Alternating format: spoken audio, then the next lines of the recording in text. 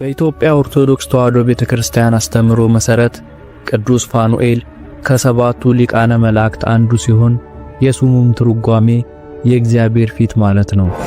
ከአራቱ እንስሳት ጋር ሆኖ የእግዚአብሔርን ዙፋን ከሚሸከሙት አንዱ የሆነው ቅዱስ ፋኑኤል የጻድቃንና የሰማዕታትን ነፍስ ወደ ሰማያዊ መንግሥት የሚያሳርግ መልአክ ነው። ሊቀ መልአክ ቅዱስ ፋኑኤል የንስሐና የተስፋ መልአክ በመባል ይታወቃል። ሰዎችን ከኃጢአታቸው እንዲመለሱና የጥፋተኝነት ስሜትን፣ ጸጸትን ለማሸነፍ የሚያስፈልጋቸውን ተስፋ እንዲያገኙ ይረዳቸዋል። እንዲሁም ከእግዚአብሔር ጋር ዘላለማዊ ግንኙነት እንዲመሰርቱ የሚያበረታታ መልአክ ነው። በመጽሐፈ ሄኖክ ላይ እንደተጻፈው አራተኛውም የዘላለም ሕይወትን ለሚወርሱ ሰዎች ተስፋ ሊሆን ንስሐ በሚገቡ ሰዎች ላይ የተሾመው ፋኑኤል ነው ይላል። ይህ ማለት ንስሐ ለሚገቡ ሰዎች የሚለምን የሚጠብቅና የንስሐቸውንም ፍሬ ወደ እግዚአብሔር የሚያቀርብ መልአክ ነው።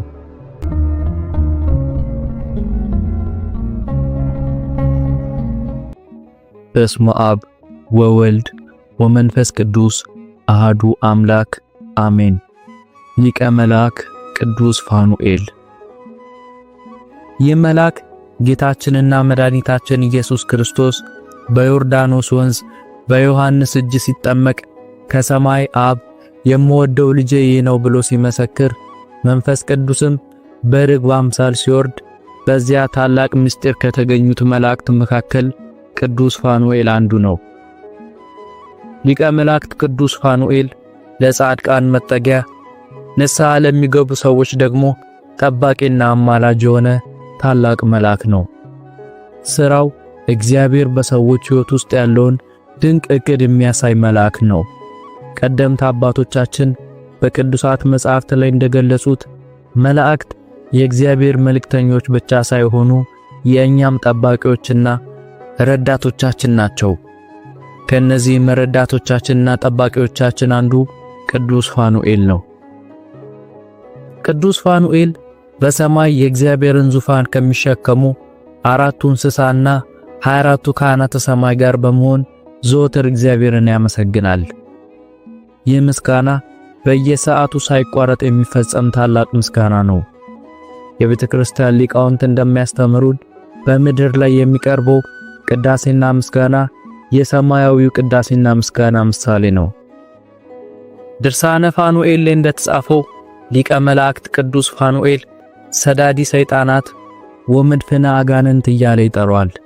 ይህም ማለት ቅዱስ ፋኑኤል በልዩ ልዩ በሽታዎችና እንቅፋቶች ሰዎችን የሚያሰናክሉ አጋንንቶችን እያሳደደ ወደ ጥልቁ የሚልካቸው ታላቅ መልአክ ነው። ምንም እንኳን ቅዱስ ፋኑኤል በመጽሐፍ ቅዱስ ውስጥ ስሙ ባይጠቀስም በክርስትና ትውፊት መሰረት የመጨረሻው ዘመን ላይ በዮሐንስ ራእይ ላይ እንደተገለጸው መለከትን የሚነፋውና ሌሎች መላእክትን እየመራ በዮሐንስ ራእይ ምዕራፍ 11 ቁጥር 15 ላይ እንደተገለጸው የዓለም መንግስት የጌታችንና ለእርሱ የክርስቶስ መንግስት ሆኗል፣ ለዘላለም እስከ ዘላለም ይነግሣል እያለ የሚጮኸው መልአክ ቅዱስ ፋኑኤል እንደሆነ ይታመናል። ቅዱስ ፋኑኤል የጻድቃንን ነፍስ የመጠበቅና የመንከባከብ አገልግሎት አለው።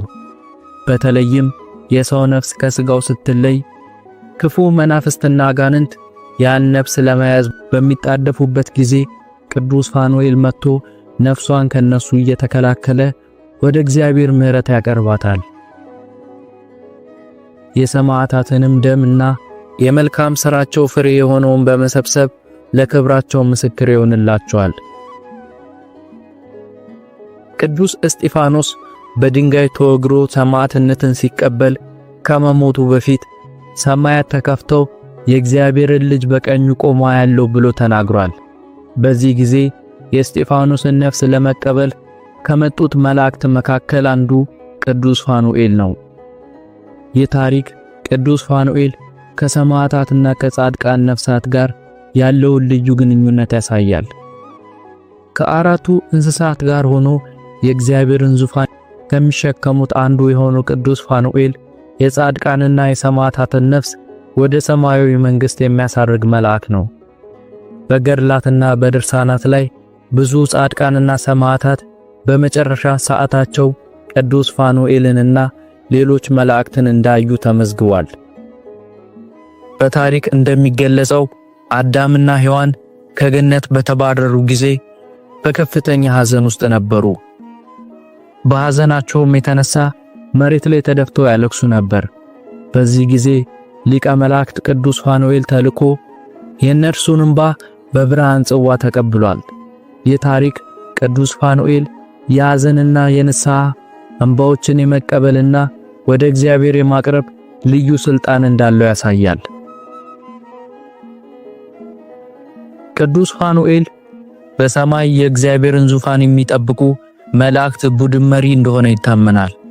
አጋንንትን የሚያባርር ሊቀ መልአክ እንደመሆኑ መጠን የጥንት አይሁዶች ክፉ መናፍስትን ለመዋጋትና በሱ በመልአኩ አማላጅነት አምላካቸውን እግዚአብሔርን ለመማፀን የፋኑኤልን ምስል የያዙ ጠልሰሞችን ይጠቀሙ ነበር።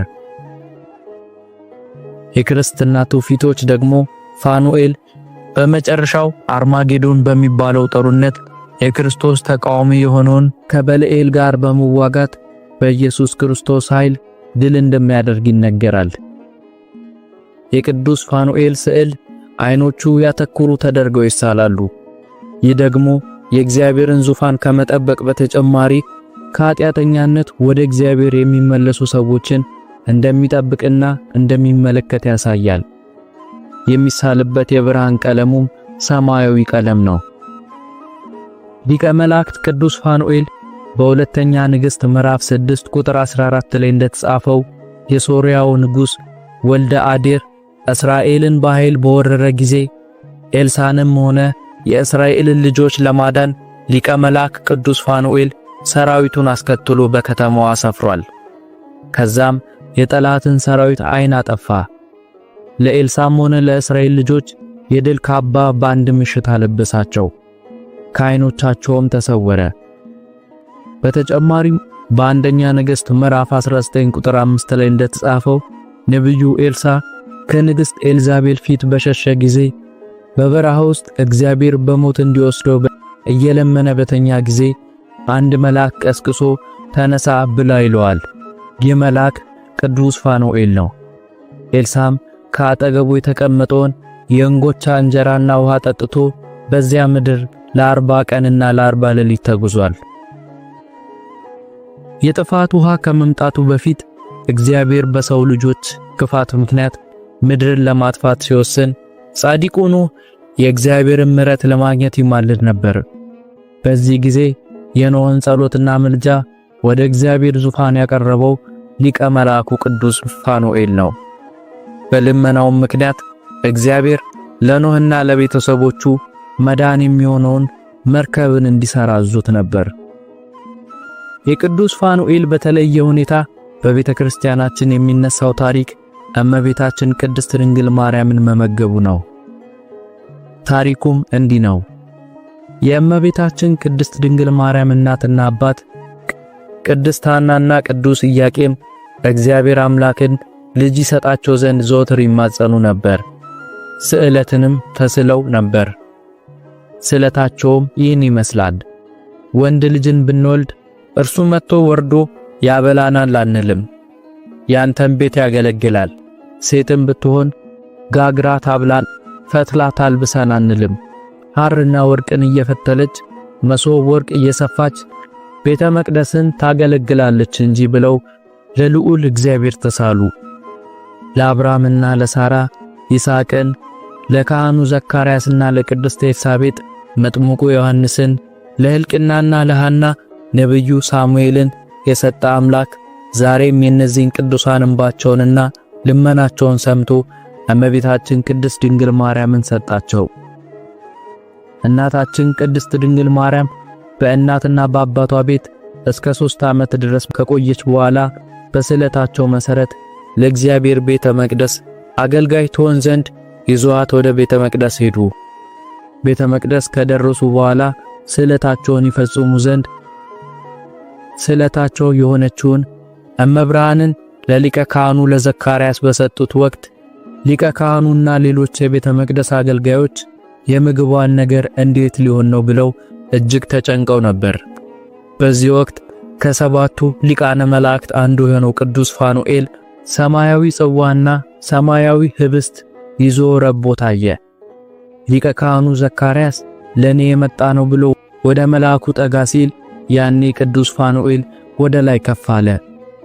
የሊቀ ካህኑ ምክትል የነበረው ስምዖንም ሲቀርብ መልአኩ አሁንም ከፍ አለ። ከዛም ሕፃኒቱ እስኪ ወደዚህ ትጠጋ ብለዋት እናታችን ቅድስተ ቅዱሳን ድንግል ማርያም ስትጠጋው መልአኩ ቅዱስ ፋኑኤል ፈጥኖ ወርዶ አንድ ክንፉን አንጥፎ አንድ ክንፉን ጋርዶ በሰው ቁመት ከመሬት ከፍ አድርጎ መግቧት አድርጓል። እመቤታችን ቅድስት ድንግል ማርያም ወደ ቤተ መቅደስ የገባችው ታኅሳስ 3 ቀን ነው። መልአኩ ቅዱስ ፋኑኤል በተመሳሳይ ታኅሳስ 3 ቀን ሰማያዊ መናን ከሰማያዊ ጽዋ ጋር መግቧታል። በአንዳንድ ገድላትና ድርሳናት ላይ ህዳር 8 ቀን የቅዱስ ፋኑኤል የንግስ በዓል እንደሆነ ይነገራል። በዚህ ቀን የመላእክት አለቃነት ማዕረግ ከተሰጣቸው መላእክት አንዱ እንደሆነ የሚነገርለት ቅዱስ ፋኑኤል ሰማያዊ ንግስናው በታላቅ ክብር ይከበራል። ይህ በዓል ከቅዱስ ሚካኤል የንግስ በዓል ህዳር 12 እና ከቅዱስ ገብርኤል የንግስ በዓል ታኅሳስ 19 ጋር ተያይዞ ልዩ ክብር ይሰጠዋል። በተጨማሪም በኢትዮጵያ ኦርቶዶክስ ተዋሕዶ ቤተክርስቲያን የቅዱስ ፋኑኤል በዓል ታኅሳስ 3 እና ግንቦት 3 በድምቀት ይከበራል። በተለይም ታኅሳስ 3 እመቤታችን በቤተ መቅደስ የመገባት ቀን በመሆኑ ልዩ ትኩረት ይሰጠዋል። የቅዱስ ፋኑኤል ምልጃና ረድኤቱ አይለየን።